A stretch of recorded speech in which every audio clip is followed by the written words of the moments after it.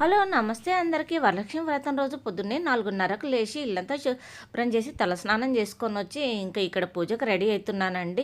ఒక పీట వేసి దానిపైన ముగ్గు వేసి జాకెట్ పీస్ పరిచి ఇంకా దానిపైన ఇత్తడి ప్లేట్ పెట్టి ఒక 5 ఆకులు కొన్ని పూలు పెట్టానండి.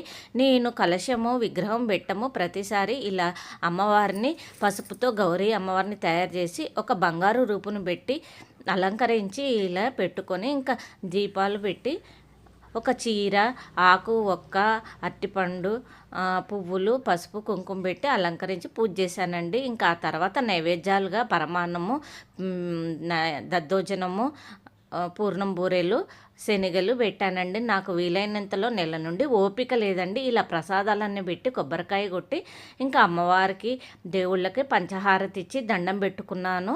ఇంకా నా వీడియోస్ కనుక నచ్చితే లైక్ చేసి సబ్స్క్రైబ్ చేసుకోండి. అందరూ బాగుండాలి అమ్మవారి దయ వల్ల ప్రతి